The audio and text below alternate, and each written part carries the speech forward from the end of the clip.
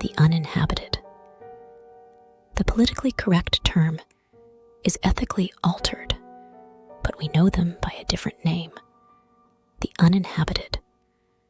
The process was announced as a solution to prison overcrowding.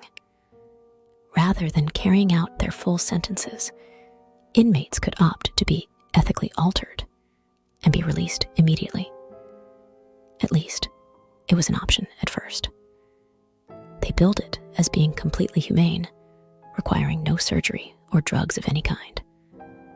All the inmate would need to do was enter a room, and 5 minutes later, they'd come out the other side cured of their criminal tendencies.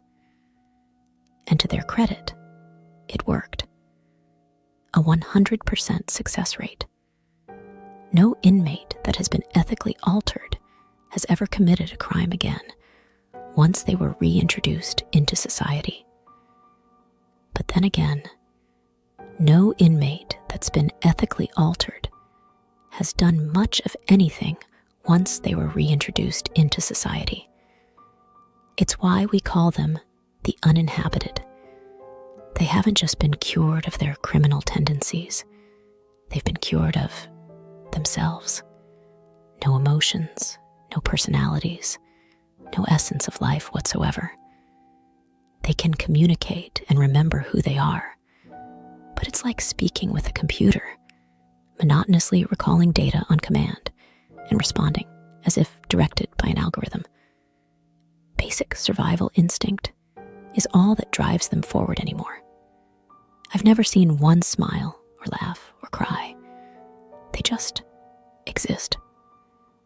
Once word started to get back to inmates about what their life would be like after being altered, most tried to opt out, but they'd already signed the paperwork.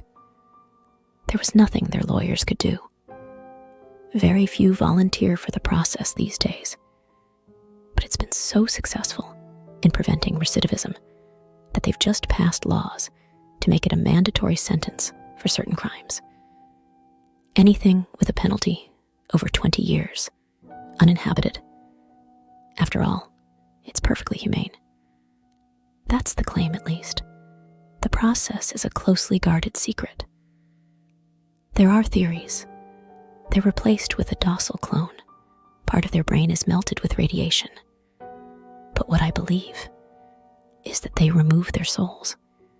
You see, my brother was uninhabited.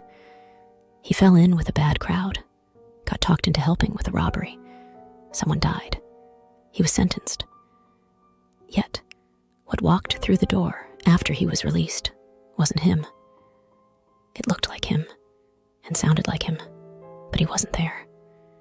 An empty shell that used to contain my brother has been walking around our house for years. That is, until last week. Something changed. Life came back into his face. I heard his laugh again, the first time since he was arrested. But something's wrong. There's a darkness in his eyes that didn't used to be there, a coldness in his laugh I've never heard before.